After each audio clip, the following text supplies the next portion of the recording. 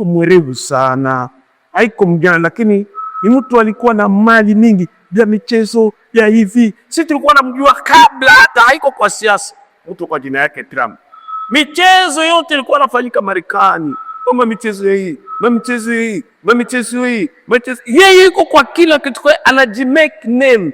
Hawezi kuwa na jina pasipokuwa na nini? Na kitu. Sasa Mungu anataka tuwe na jina. Na hivyo kuwa na jina, wewe tunabariki. Lakini namba 4, Mungu anataka tuwe na familia kubwa. Mungu akamwambia uzao wako utakuwa kubwa. Mungu hataki tuwe mtu mmoja. Mungu hataki tuwe watu wawili. Ndio unakuta mapenzi ya shetani kuenda kinyume na mapenzi ya Mungu. Mungu alipobariki Adamu na Hawa, akamwambia wajaze nchi. Lakini shetani anakuja na mfumo. Wanaume kwa wanaume wafanye nini? Waoane kusudi watu wasifanye nini? Wasizai. Unakuta wanawake wanaoana. Wanaume kwa wanaume wanaoana. Na hiyo mfumo ni kuja kuharibu na kwenda kinyume na neno ya nani? Ya Mungu. Asa kusudi tupate hii mambo ine Ibrahimu aliahidiwa tuwe na kweli. Namba 2, tuwe tumebarikiwa. Namba 3, tuwe na jina. Namba 4, tuwe na familia kubwa. Lazima hiyo tabia yote tatu iliyokuwa kwa Ibrahimu, Isaka na Yakobo ikuwe kwetu. Tuwe watu tunaamini neno la Mungu. Tuwe watu tunatii neno la Mungu. Lakini tuwe watu tunaotaka kuwa wanani? Kutaka kuwa mkubwa, sio kujiinua. Isipokuwa nahitaji kuwa mkubwa sawasawa na neno ya Mungu. Usikia kwa neno ya Mungu, kwa dunia kuwa mkubwa inahitaji kutumia nguvu ya giza, inahitaji kupiga wengine, inahitaji kusengenya wengine kusudi ukuwe mkubwa. Lakini kwa maneno ya Mungu, bila shaka kama mtu anataka kuwa mkubwa kati yenu, akuwe nani? Mtumishi, afanye kazi. Ndio tofauti ukubwa kwa maneno ya Mungu na ukubwa kwa njia ya shetani. Ukubwa kwa njia ya shetani tunatumia nguvu, tunatumia mamlaka, tunaharibu wengine, tunafukuzisha wengine, kukanyaka wengine, tunageuka kuwa wakubwa. Lakini kama tunataka kuwa wakubwa kulingana na maneno ya Mungu, Biblia inasema tuwe watumishi wa watu wote. Sasa kwa sababu hatujamaliza hiyo mkate, inaona sema mafundisho ya Pasaka tutaanza Jumapili. Lazima kwanza tumalize hiyo. Sasa tukasema kusudi mtu awe bibi kunahitaji mambo sana. Kama mtu anataka kuwa bibi kunahitajika mambo 7. Tukasema kitu ya kwanza, aweze kuwa big. Yakobo hata alizaliwa small, lakini yeye alitaka kuwa nani? Big. Kwa inahitaji kuwe na matamanio makubwa, shauku kubwa. Asubuhi nataka kuwa, mchana nataka kuwa. Kwa kuwa big inahitaji kuwa na kampuni, kuwa big, kuwa na nyumba zako, kuwa big, kuwa na mashamba, kuwa big. Hiyo yote ni mzuri na ni mapenzi ya Mungu. Lakini iwe shauku permanent. Naitaka asubuhi, naitaka mchana, naitaka jioni, naitaka usiku. Hali iwe mbaya. Angalia Yakobo alikuwa anataka ukubwa, hakuna hali. Kwa sababu tayari amezaliwa mzaliwa wangapi? Wa pili. Na sheria inasema ni huyu Esau ndio mzaliwa wa kwanza. Kwa hiyo vitu vyote vitakuwa vyake. Lakini hata kama Esau alizaliwa wa kwanza, ndani ya moyo wa Yakobo alitaka tu kuwa nani? Mkubwa. Si makosa kuwa mkubwa. Lakini tukasema namba 2, kando ya kutaka, kuna wengi wanataka, lakini wengi wanataka kuvipata kwa njia fake. Yenye njia Esau alitaka kuipata njia ya kwanza, na yenye njia Yakobo alitaka kuipata njia ya kwanza. Njia ya kwanza Esau alipenda kupata kuwa mkubwa, azaliwe tu wa kwanza. Na ndio maana alitoka wa kwanza. Kwa arizi mali ya baba yake pasipo kufanya shughuli yoyote, aipate bure. Namba 2, Yakobo naye alitaka kuipata kwa staili pia ya kwanza. Staili ya kwanza Yakobo alitaka anainunua tu kwa supu ya nini? Ya dengu. Hawezi kuwa big pasipo kuifanyia kazi. It is impossible. Hawezi kutokea big pasipo kuifanyia kazi. Enda nakwambia, enda kwa shetani. Lakini ukienda kwa shetani, dua kitu moja tu. Biblia inasema katika kitabu ya Mezali 10:22, ni baraka kutoka Mungu peke yake, haifuatwe na laana. Ukienda kwa shetani, atakupa na mkono wa kushoto 10,000, akakunyang'anya na mkono wa kulia 1,000,000. Nimeona wengi, shetani ni mwongo, kwa sababu shetani hana upako ya kubariki watu. Shetani ana upako 3 katika kitabu ya Yohana 10:10. Kazi yake kuiba, kazi yake kuua, na kazi yake kuharibu. Na namba 2, mara mingi naambia inahitaji media tuelewe shetani ni nani. Sisi hatukuwepo. Unasiku, viumbe vya kwanza viliumbwa ni viumbe ya kiroho. Kwa hiyo shetani aliumbwa akiwa Lucifer, wakiwa malaika. Na shetani alikuwa na shughuli mbili katika ufalme wa Mungu. Alikuwa na kuongoza sifa na kuabudu. Alikuwa anatumikia Mungu, lakini katika kutumikia Mungu kitendo yake ni kwa ya kusifu na kuabudu. Alipofanya makosa akafukuzwa. Kwa hivyo tunaweza kusema mke wa kwanza wa kiroho wa Mungu tunaweza kumuita nani? Lucifer. Alipofukuzwa, Mungu akatafuta mke. Sisi ni wachumba wake wa Yesu. Anatafuta mke wa ngapi? Wa pili. Akaona aache kutegemea roho, aumbe mtu aliye na mwili. We sisi tukakuja kuchukua na nafasi ya shetani. Unisikilize. Ni kama mume alikuwa na mke wake, anafukuzwa huyu, kisha anaoa mke mwingine. Na akuuliza huyu mke anayefukuzwa, atapenda huyu mke mwenyewe ameolewa na huyu bwana? Hata siku moja. Hakuna hata siku moja shetani anaweza kupenda mtu anaitwa jina yake binadamu. Najua ukienda tu kwa shetani mara moja unakuta macondition yote shetani anapea kwa watu wanaenda kwa shetani. Ni vitu kufanya tu kinyume na neno ya nani? Ya Mungu. Sasa tembea na baba yako, tembea na mama yako, uwa mtoto yako, uwa baba yako. Kula, una watu wanakula mazi. Anakubadilisha mtu, unapoa nageuka nyama. Basi, kwa hivyo tukasema lazima, hata shetani alimtokea Yesu, alipenda kumpatia bila kuifanyia kazi, apate jina kubwa kupita majina yote. Yesu kwambia pale uteswe, upigwe, usulubiwe, uwawe, ukufe kifo cha aibu, ile kofeki itakuumiza. Mimi unipigie magoti, nikupe kwa urahisi, ukwe mara moja kila kitu ukipata.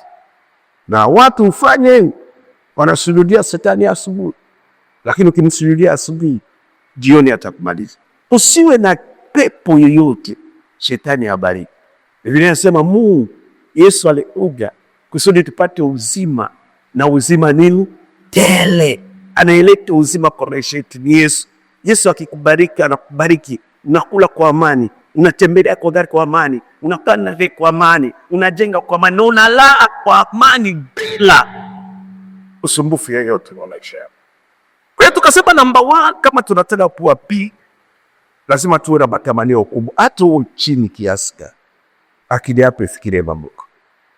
Namba 2, kando ya kuifikiria mambo makubwa, tutaanza kuifanyia nini? Kazi. Kile kitu tunafikiria, unaanza kuifanyia kazi. Unapiga hatua ya kwanza, unapiga hatua ya pili, unapiga hatua ya 3, unapiga hii vitu yote mko naona kubwa. Watu waliojaribu kuanza kutengeneza ndege walifeli mara 100.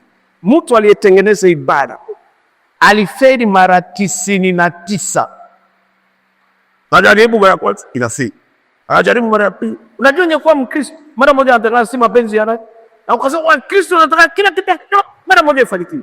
Ikikataa kidogo tu, maswali na angalia, huyu ni mpagani. Ni Mkristo pia, alikuwa Mkristo, alifeli shule. Mtu aligundua balbu, ni Mkristo, alifeli shule.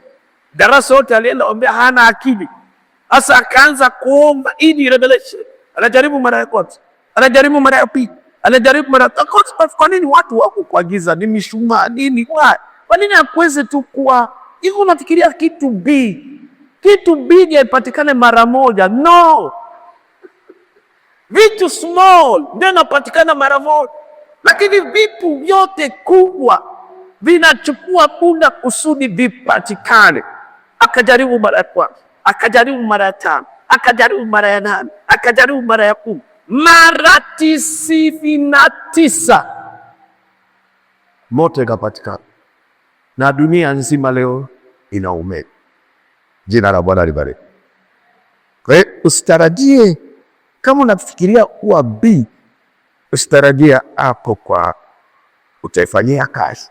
Lakini kama unafikiria kuwa small, kila siku utakuwa unapata tu hapo kwa hapo, lakini haitakupeleka mahali popote. Tu vitu kidogo atupeleke mtu mahali popote. Esau alipata suki ya D, akupenda kuifanyia kazi. Alikuta mdogo yake tayari ametengeneza. Japo Waswahili wanasema ukiona vimeelea, elewa vimefanya nini? Ukiona vitu meelewa vinaona. Kuna watu walikaa chini kuitengeneza ikachukua muda. Je, inatokea kuwa vile unaiona, vile unaipenda. Ukiona kanisa kubwa, uliza watu wale kanisa vile walipambana mwanzo, vile waling'ang'ana mpaka wafikie kuwa na watu wengi, mpaka wafikie kupata kiwanja, mpaka wafikie kujenga, wawe na magari, wawe na shule, wawe na hospitali. Uwaulize. Lakini wewe unaanza leo, mimi nataka kanisa langu ikuwe kama fulani. Enda kwa wachao, enda kulimwengu wa giza, utaipata na kesho itaporomoka kwa sababu haina foundation. Namba 3, tulisema kando ya Esau, na ndio sasa niliongea Jumapili. Hata kama Esau, Yakobo alikuwa na desire kubwa. Namba 2, akakubali kuifanyia kazi, na ndio maana hakuipata katika kuinua. Hata baada ya kuinua kwa kaka yake, bado Esau alikuwa na mkubwa na Yakobo alikuwa nani? Mdogo. Ilibidi baba yake, nilikwambia baba yake Yakobo hakumpenda Yakobo, hata kama alikuwa na ahadi yeye ndio atakuwa mkubwa. Lakini Isaka hakumpenda kwa sababu alikuwa na tatizo moja, ni mtoto anashinda mji, mtu wa store. Nakwambia watu wa story hawana maana. Watu wanataka story, machi ya Manchester. Story yote ya mtaa anajua, kila mtu anamjua, kila mtu aina ile ana maana. Nina muda gani ya kutaka kujua hapa jirani na shida zangu? Unaona? Sasa nina muda gani ya kutaka kujua alikulaje, alivalaje, alitembelea gati? Sina ile time, niko na mambo yananisumbua mingi. Sasa Yakobo alikuwa mtoto wa mjini, anayepiga story. Siasa anapiga story, mpira anapiga story, muziki anapiga story. Na nikwambia story ni tamu, lakini ubaya tu ya story. Unajua uzuri wa story kwa hawakuongelea wewe, unaongelea wengine. Story ikianza kuongelea wewe, mtagombana mara moja. Unaongelea fulani, unasikia mbara, unajua anakuwa hivi, unasikia ikigeuka mwanze kuongeleana nyinyi unapigana. Sasa uzuri wa story ni tamu kwa sababu hawakuongelewe. Na wakati wote hawakuongelewe, maisha yako yaweze kucheka. Kama mahali wanakuongelea wewe, iwe nzuri iwe mbaya, wanaongelea wewe.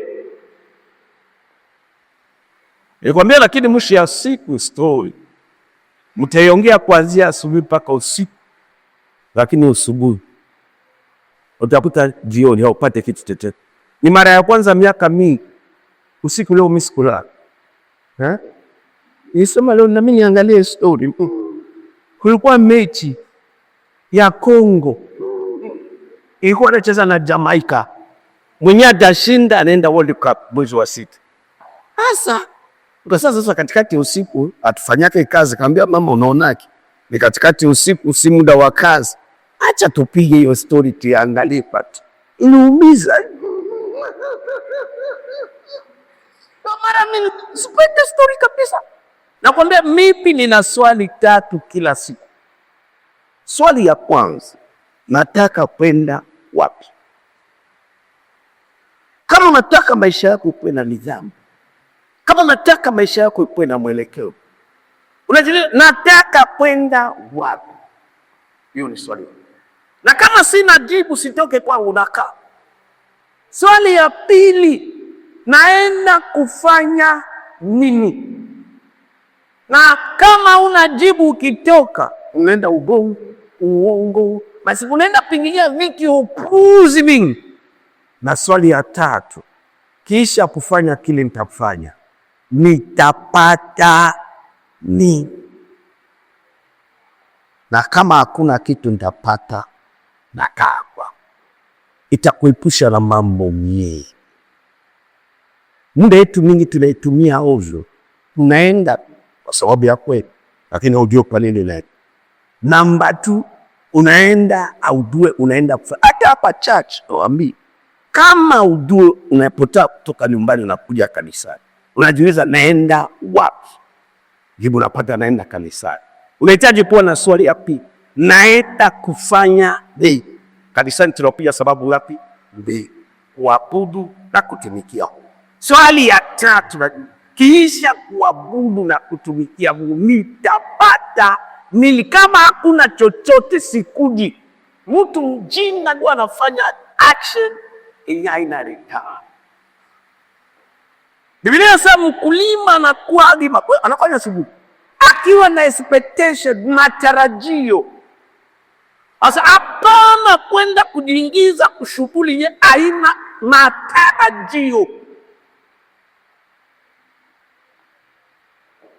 Sasa kasema hata kama Yakobo alikuwa na nia nzuri, mawazo ya kuwa big.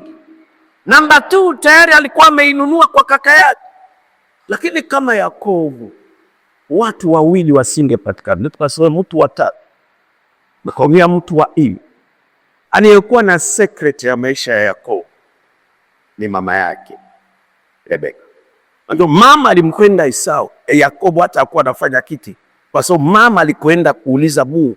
Mungu akamwambia kwamba yule mtoto mdogo ndio atakuwa nani? Mkubwa. Na mkubwa atakuwa nani? Mdogo. Sasa walipotoka tu ndani ya tumbo, mama alipoona Esau ametoka mbele, akajua hamna chochote. Yakobo alipotoka akajua njoo. Lakini walipozaliwa kibinadamu, Esau akaamka anafanya kitu, lakini Yakobo afanye kitu. Na hapana kuwa na mtoto afanye kitu. Biblia inasema kama mtoto afanikiwa ni aibu ya mama yake, na mtoto akifanikiwa ni heshima ya mtoto. Baba sai anapenda kumtoto kwa ni mwenye kuna kazi. Biblia inasema sasa Yakobo mama yake baba alipofika mzee akapenda kumbariki nani? Esau. Nikwambia tuna baba 7, lakini kwa maisha yako usikose baraka ya baba ngapi? 3. Baba wa kwanza Mungu ni baba yetu, lazima upate baraka ya Mungu. Baba wa pili baba mzazi, na nakwambia mara mingi wa baba wazazi, biological father, ni watu wenyewe wako mtego kwa maisha yetu. Kwa nini wako mtego kwa maisha yetu? Wengi kati yao hawajui Mungu, wengi kati yao hawaogope, wengi kati yao maisha yao haifanane kabisa na maneno ya Mungu. Lakini kama tunataka kubarikiwa, kama kuna ahadi peke yake ndani ya Bible nzima, ukitimiza hii ina ahadi ni kuheshimu baba na mama. Haijalishi ni mlezi, haijalishi aendake kanisani, haijalishi aumake, haijalishi iko mzazi wa aina kali. Sasa mara mingi makanisa zaidi, makanisa ya kiroho, mtu akiokoka wazazi wake wa kimwili hawaone tena na maana kama waokoka, na ni kitu hatari. Na Esau kusudi Isaka kusudi ambariki Esau, bali amwite mara moja tu, amwekee mikono, ambia mpaka wewe nitafutie chakula. Nakose. Ningemwambia baba, nimekupigia mara ngapi? Nibariki tu. Na Esau akiwa najua kabisa umuhimu, kando ya mali yote Isaka alikuwa nayo, lakini iliyokuwa na vadu kupita yote ni maneno ya nani? Ya Isaka kwa Esau au kwa Yakobo. Baba yako anaweza kuwa na makampuni, baba yako anaweza kuwa na mali ya aina, lakini maneno ya mzazi ina nguvu kushinda ile urithi ingine yoyote. Na Biblia inasema Mama aliposikia kwamba baba anataka kumbariki Esau, akamwita Yakobo, akamwambia, nimesikia baba yako. Nakwambia, baba wa kwanza usikose baraka yake. Mungu baba usikose baraka yake. Baba wa pili usikose maneno ya baraka yake. Unajua maana inahitaji kuhakikisha sisi tunaifanya. Najaribu kuangalia watoto wale wanaweza kufanya vitu mpaka ikakuumiza, lakini hapana kuongea maneno mabaya juu ya watoto. Utaharibu maisha yao haraka. Wazo maneno ya mzazi ina hatari. Kwa lugha yangu ya baba wanasema kinywa ya mzee inanuka, lakini natoa maneno ya baraka. Na baraka ya tatu ya baba watatu hatuhitaji kukosa, baba wa kiroho. Yule baba tulisema ni kuteki care. Yule anateki care. Iko anajishughulika asubuhi mchana vile utakula kikawaida. Anajishughulisha asubuhi mchana vile utakula kiroho. Anajishughulisha asubuhi mchana vile utavaa. Anajishughulisha kimwili vile anajishughulisha asubuhi mchana vile utavaa kiroho. Anajishughulisha asubuhi mchana vile utasoma kimwili. Anajishughulisha asubuhi mchana vile utasoma kiroho. Opa. Huyo ana baraka kwa maisha. Huyo ana kitu inaweza kusababisha chochote anaweza kusema kinaweza kuwapele kwa maisha. Sasa mama aliposikia kwamba Esau anataka kubarikiwa na baba yake, japo Mungu alimwambia ni mdogo anahitaji kufanya nini? Kubarikiwa. Mama akamwambia, nimesikia baba yako anataka kubariki paka yako. Sasa sikia ushauri wako. Chukua nyama, tengeneza, tampigia baba yako siku ile anapeleka, kisha akubariki. Kwa hivyo hata kama Yakobo angetaka kuwa piki, hata kama Yakobo angenunua bila kupokea baraka ya baba yake, ingekuwa ni zero, na baba angembariki kwa sababu baba hakuwa anafanya nini? Ampendi. Lakini aliyesababisha Yakobo abarikiwe na baba yake ni nani? Imam. Nakwambia ndani ya Biblia tuna mama ine. Mama wa kwanza, mama mzazi, lakini mama wa pili wa Efeso 5:25-27, Biblia inasema enyi waume pendeni wake zenu kama vile Kristo alipenda nini? Kanisa. Kwa hiyo mama wa pili wa kiroho ni kanisa. Na ndio tunakuja hapa kanisani kwa mama wa kiroho. Yeye ndio anajua baba yetu wa mbinguni anataka nini na nini. Yeye ndio anajua kile mbingu inataka na kile mbingu haifanye nini? Haitaki. Sasa wakati upatikane mbele ya uwepo wa Baba, hata kama mbingu litakubariki, haiwezi kukubariki. Wakati ukuje kanisani, hata kama mbingu litafanya mambo makubwa na wewe, inashindikana na haiwezekani. Sasa tunakuja kanisani mbele ya mama. Kanisa ndio ina siri ya vile tunaweza kubarikiwa kiroho. Kanisa ndio ina siri ya vile tunaweza kuingia mbinguni. Kanisa ndio ina siri ya vile tunaweza kubarikiwa kiuchumi. Kanisa ndio ina siri ya vile tunaweza kuinuliwa na kufanikiwa. Kanisa ndio inajua kile Mungu anataka na kile Mungu afanye nini? Ataka. Sasa unahitaji kwa namna yote, kwa njia yote, kusikiliza ushauri wa nani? Wa mama. Nikupatia mtu kwa jina yake Naomi. Huyu Rutu alikuwa Mmoabu. Asingefaa kuolewa na Waisraeli kwa sababu Mungu aliwaambia Waisraeli, Mwisraeli anaoa watu nani? Mwisraeli. Kwa sababu Waisraeli walikuwa wanatahiriwa na mataifa hawakuwa wanatahiriwa. Na Paulo anasema sisi ndio Waisraeli wa kweli wa kiroho. Sisi tumetahiriwa roho, tuna Roho Mtakatifu. Na sisi watu tumetahiriwa roho, hatufai kuolewa au kuoa watu wasiokuwa na Roho Mtakatifu. Asa, lakini tunakuta Ruth anaoana na tajiri Mwisraeli. Yeye mwenyewe alikuwa mtu wa familia isiyo, watu waliolaaniwa, watu waliotembea uzao uliotembea na baba yao. Lakini kwa nini ameolewa? Waliporudia katika nchi ya Israeli, Naomi mama mkwe, mama kanisa, akamshauri akamwambia, binti yao, washamba ulienda kuvuna chakula jana, huyo mwanaume akakupatia chakula kibichi na akakuachia bure. Huyo mume anaweza kukuoa, lakini alipokuona hauna sifa ya huyu mume, uko binti mzuri na tabia nzuri, uko binti na sura nzuri, lakini unakosa sifa tatu yenye Boazi anavutia mwanamke aliye na sifa tatu. Kwambia sifa ya kwanza, oga. Boazi anavutiwa na wanawake wasafi. Sifa ya pili, ujipake mafuta, ushine. Boazi anavutiwa na wanawake wanaoshine. Na sifa ya tatu, ujivike mavazi yako safi. Na itapoenda mbele huyu kuangalia, siku ya kwanza Boazi aliona Ruth, aliona ni kabinti kaje kiko na shida, akawasikilia huruma. Na hapana kutaka mtu akusikilie huruma kwa maisha. Ukisikiliwa huruma unapewa tu vitu twa upuzi. Sisi tunabeba Mungu mkubwa, hatuhitaji kusikiliwa huruma. Lakini akamwambia, ukifanya haya mambo tatu, si kwamba wewe ndio utamwambia Boazi. Boazi yeye mwenyewe tu atapokuona atakwambia. Biblia inasema Naomi Ruth haikuwa tabia yake. Lakini napenda kitabu ya Ruth sura ya 3 mstari wa kwanza kana. Mama mkwe alipomshauri akasema nitafanya haya. Unajua kitu chako tabia yako kwanza kuambia ufanye si kitu rahisi. Basi kila mtu ana kile anazoea kufanya. Na ukiambiwa kile ufanyako unaweza ukakasirika. Unaweza kama unaona. Lakini huyu binti akamwambia mama mkwe nitafanya yote kwa sababu uko unanitafutia raha. Kazi ya kanisa ni kutafutia watoto wa Mungu nini? Raha. Mungu ameacha kanisa ya mahali, local church. Utafutia maisha church, universal church. Kanisa ya kiroho iwe na maisha ya raha, ya baraka. Lakini kusudi tuwe na maisha ya raha na ya baraka, mwanaume wa kiroho anavutiwa na mwanamke mwenye kuna sifa ngapi? Yes. Huyu boss the boss.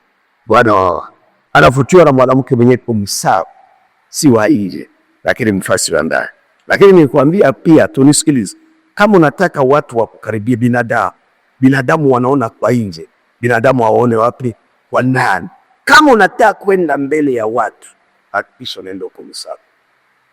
Kama utaki uone kama watu wanakudharau, kama utaki kuona kama watu wanakutuuza, mtu wote avutiwe na mtu asiyemsafi. Hakikisha ninapotaka kutoka kwa nyumba naenda mbele ya watu. Na Biblia sasa tumpendeze Mungu na tupendeze binadamu. Kwa kumpendeza Mungu, Mungu anaona kwa ndani. Moyo wetu Mungu anataka uwe msafi. Kwa kupendeza binadamu, watu wanaona kwa nje.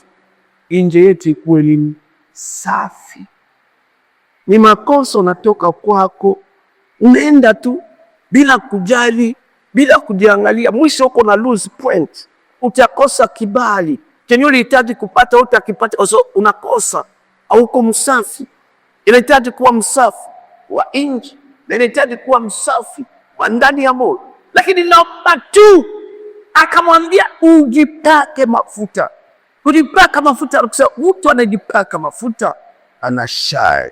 Lakini sisi tunajipaka mafuta si ya kimwili. Tunapaka mafuta ya mwili na mafuta ya roho, kukubali kuongozwa na kujazwa na Roho nani? Mtakatifu. Mara mingi watu wanaokoka wanaenda makanisani, lakini mwili inawaongoza for everything. Lazima turuhusu Roho Mtakatifu atuongoze. Iliwapatia mfano wakati nilipigwa na mshirika, nikachanika, na nilipoenda kushonwa kama mtu, hata naokoka, hata niko mtumishi wa Mungu, lakini bado niko mtu tu. Hospitalini nikajisikia kwamba lazima nipeleke huyu dada polisi, kwa sababu amefunzwa miaka mingi, hataki kusikia. Lakini nilipokuwa namaliza kumshona, hiyo tunaingia kwa gari, nikasikia mtu wa ndani, Roho Mtakatifu haiko. Ukiona mambo iko natoka, elewa mawazo yako, akili yako au shetani. Zaidi shetani anatumia akili. Lakini Roho Mtakatifu iko inside us. Nikasikia mtu wa ndani akaniambia, ukienda polisi haitasaidia. Lakini ukienda supermarket, mfanyie shopping, umununulie mchele, umununulie maragi, umununulie sukari, umununulie vitu yote, chakula yote ya nyumba, na jioni mpelekee kwake, itasaidia. Nikasema shetani shii. Mtu amenipiga mimi tena mwanamke. Ndio mimi niende supermarket nimfanyie shopping. Mara mingi kuokoka ni rahisi. Kusema lugha ni rahisi. Kuimba ni rahisi. Kuhubiri viko na hubiri rahisi. Lakini kuongozwa na Roho sio kitu rahisi. Asubuhi, mchana, jioni, Usiku kila wakati tunajikuta mwili inatuongoza. Na maamuzi vingi tunachukua ni maamuzi ya kimwili. Nilikataa. Tulisonga mbele. Karibu kama mita 200 ingine. Huyo mtu wa ndani akaniambia, polisi unaenda haitasaidia. Lakini ukienda supermarket mfanyie shopping, na mpeleke jioni itasaidia. Nilikataa. Lakini vitu Roho Mtakatifu ananiambia hapa si kinyume na neno la Mungu. Biblia inasema adui yako akikosa chakula ufanye nini? Mpe. Na Biblia inasema kisasi si chetu. Kisasi ni cha nani?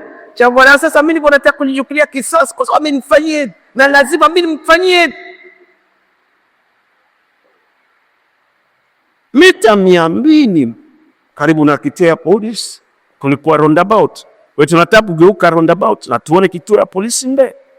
Nasikia huyu mtu tena ananiambia, kule umeenda polisi haisaidii, lakini ungeenda supermarket mfanyie shopping itasaidia. Mwili ikakataa, lakini roho iko naongoza. Tulipogeuza gari roundabout, magurudumu yote ya mbele ikatoka, tukaenda kujigonga kwa mtaa. Ndio nikaokea kuelewa njia tunafanya sio njia sahihi. Ni rahisi kuokoka. Kuokoka ni kuwa msafi. Ni rahisi kuwa msafi. Lakini si rahisi mtu anaokoka au mtu amepatwa mafuta ya kiroho, kuongozwa na Roho kwa kila jambo na kila hatua.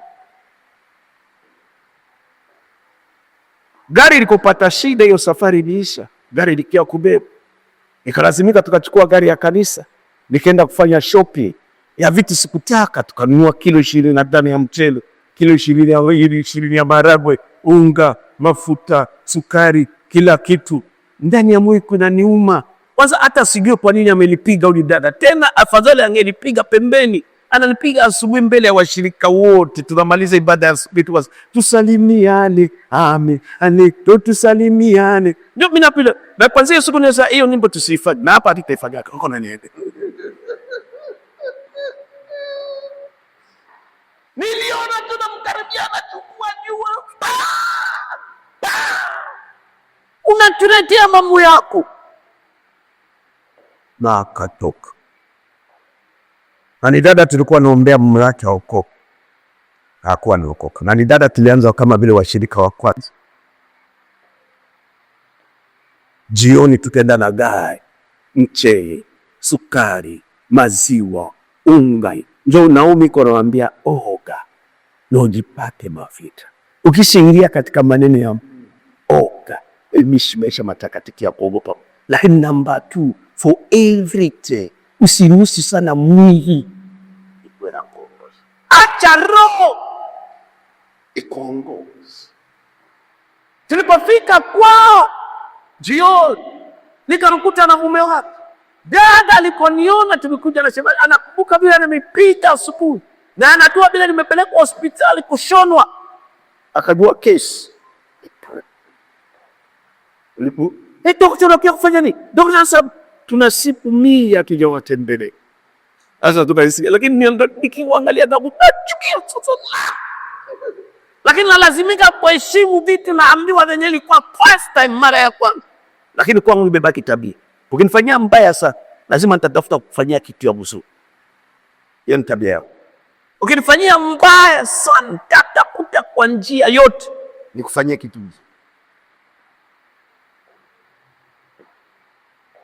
Tuliongea nao neno ya Mungu. Tukaomba. Tuambia lakini kwa mwisho tunarudia kwa buti ya gari kuna vitu tulelete. Wakati mchele kilo 25, unga, maziwa, mti, kila kitu. Tulitoka na gari palienda kulimpa, nikalia.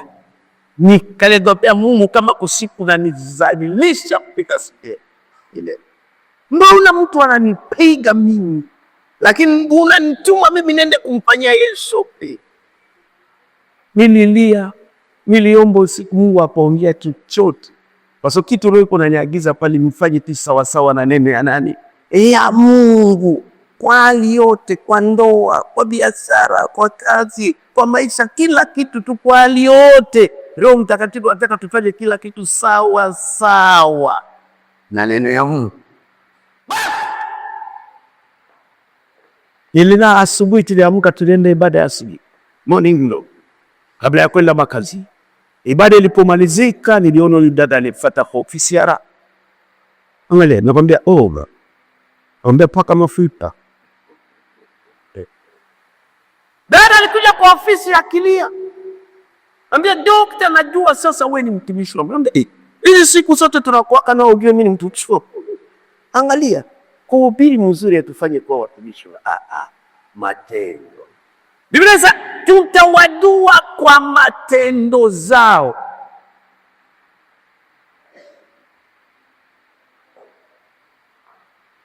Bavia nakubali huko nimekupida.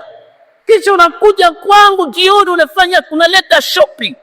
Sasa unajua ni rombo nisamee. Nilimsamea haraka kwa sababu nilifanya kile sio mimi nilifanya, nilitumwa na Mungu. Lakini akaenda, unajua wanilala njala, walikuwa napitia shida ya kimaisha. Sasa angalia, mume na mke walilala njaa na mume aokoke na hasira kumbi kando yao, hasira ya kulala pia njaa, pakona na mambo waliongea asiku akaja akanichapa mimi. Asa kisha pasta atoke pale ende polisi amlete mshirika wa nani? Polisi wapeleke mama wapi? Unafikiri maneno ya Mungu wataendelea au wanaacha? Wanaacha. Asa Mungu ndiye alikuwa anajua nini wanapitia, nini wanaishi. Asa nikimpelekea polisi nitakuwa nimepotosha na kuharibu. Akasema unajua nini? Mume wangu anasema tulikuwa na ubiri uba, tulifunga, tulifanya kila kitu okoke zero. Mume wangu anasema amekubali kuokoka. Kama pasta ameweza kufanyia mshirika shopping, mume wangu amesema nini? Ni wokoka na wokopi kenya kwa hiyo. Asa Naomi akaambia, tunapokuja hapo kija kufunzwa kuna uchafu mingi ya kiroho katika maisha yetu. Lakini Mungu anataka tuwe na maisha ya furaha, maisha ya baraka. Lakini kusudi tupate maisha ya furaha na baraka, anataka tuoge kiroho, tuogope sana. Ile inasema namba 2, tujipake mafuta, kukubali kuongozwa na Holy Ghost, Roho Mtakatifu for everything. Na namba 3, basi na tujivike mavazi yetu. Mavazi ya kimwili, waseme iwe mtumba iwe nini, hapana kuja na nguo chafu kanisani. Hapana. Angalia, kama utapata neema kesho ya kuitwa Ikulu kwa Rais Samia, utatafuta kale kanguo kake kazuri kupita kote. Sasa unafukujaje mbele ya mfalme wa wafalme, Bwana wa bwana? Kile cha ovyo ndio unakuja.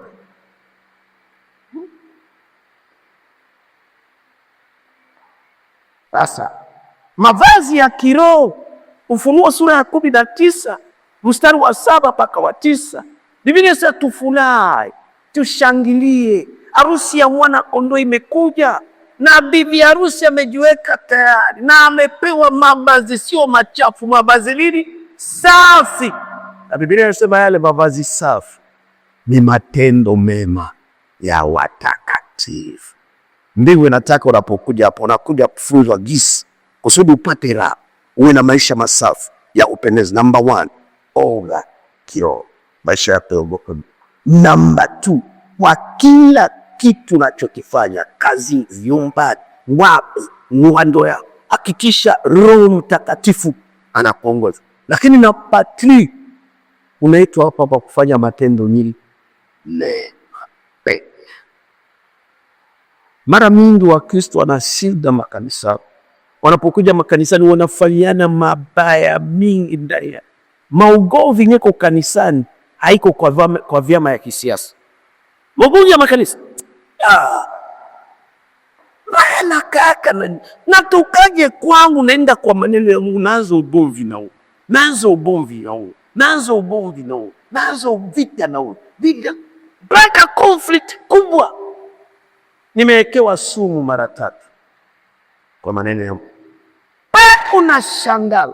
Nimefungishwa mara 2 kwa maneno ya Mungu. Nimepasuliwa passport Na watu ni watu wa Mungu, wanaohubiri vizuri, wanaomba vizuri, wanakemea mapepo vizuri. Bako na baki. Unajiuliza why? Kwa ajili ya matendo mabaya, kwa ajili ya leo ukiharibu kanisa ya Mungu, Mungu akuache. Mungu amekuleta hapa na si hapa tu. Unapotoka hapa pale unafanya kazi. Unapotoka hapo pale kwa nyumba yako. Unapotoka hapo pale na jirani yako. Wewe sisi tunaitiwa. Kwa sababu kabla ya kumjua Kristo tulikuwa tunafanya matendo mabaya. Lakini kisha kumjua Kristo tumeitiwa asubuhi, mchana, jioni na usiku kufanya matendo mema. Kwa hivyo aweze kupata raha, aweze kubarikiwa na Isaka kabla hujamsikiliza nani? Rebeka. Kama unataka Isaka kubariki, kubali ushauri wa nani? Wa Rebeka. Na kama unataka mbingu ikubariki, kubali kupata nafasi kuja kanisani na usikie neno ya Mungu inakufundishwa kanisani. Kwa sababu kanisa ndio liachiwa maagizo.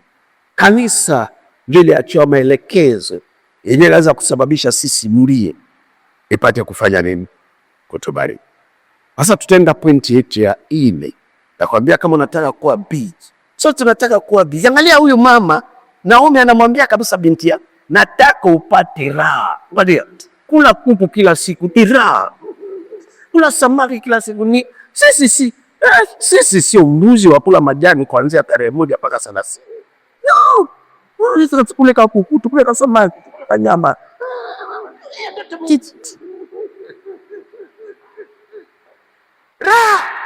Raha si zambi. Hapana, kulala hoteli ya kifahari ni raha.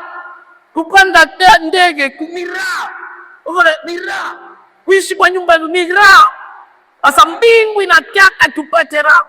Lakini kama tunataka kupata raha, tusikilize ushauri wa Naomi au tusikilize ushauri wa nani? Wa Rebeka, kanisa, mama.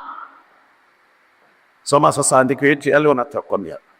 Mwanzo ile andiko yetu tulisoma Jumapili. Unaweza kuikumbuka? Unakumbuka andiko ya Jumapili? Mwanzo 27. Tuone kama unakumbuka.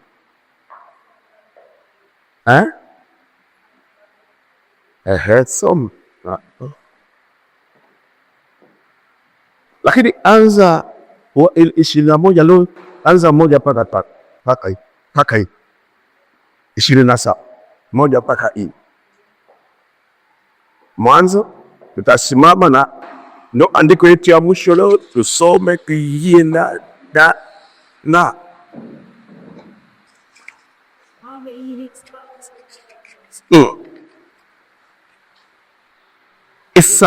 Ikawa Isaka amekuwa alipokuwa mzee. Napenda aweze kuelewa kwa nini Biblia iseme Isaka bado alikuwa kijana, lakini amekuwa mzee. Na macho yake yamepofuka asioni. Akamwita Esau mwanawe mkubwa. Akamwambia, mwanangu. Naye akamwitikia, mimi hapa. Akasema, tazama, sasa mimi nimekuwa mzee. Nimekuwa sasa mzee, wala sijui siku ya kufa kwangu, na sijui lini nitakufa. Basi napoomba, chukua mata yako, podo lako na upinde wako, ukaende nyikani uniwindie mawindo, ukanifanyie chakula kitamu namna ile nipendayo, ukaniletee ili nile, na roho yangu ikubariki kabla sijafa. Amen. Jina la Bwana libariki. Biblia inasema sasa Isaka hata alimzaa Yakobo na Esau kwa utu uzima, lakini hakuja kuwa mzee. Na hata hakuja kuwa mzee sana, akufikiria kuweza kumbariki Esau. Lakini alipofika mzee sana, ndio sasa na macho tena yaiona. Unasikiliza? Maisha iko na viwango ngapi? 3. Viwango ya kwanza mtoto maisha mtoto. Kiwango ya pili ya maisha kijana, na kiwango ya tatu ya maisha mtu mzima. Mtoto ni mtu wa aina gani? Mtoto asubuhi, mchana, jioni, usiku anatarajiwa ahudumiwe. Kwa kuvaa ahudumiwe, kwa kulisha ahudumiwe. Tuna watoto wengi kiroho sana makanisa, tunaona wanakasirika sana, anataka wamjalie tu. Wakikosa kumwangalia anakasirika, anaama hiyo kanisa. Unajua ni mtoto leo. Na Paulo za tuhitaji kubaki kuwa watoto. Mtoto ni mtu anataka, mtoto ana tabia nane, mtoto kimwili ana tabia nane. Na moja tabia mtoto ni mbinafsi. Anataka wakibeba mtoto mwingine analia. Anataka yeye.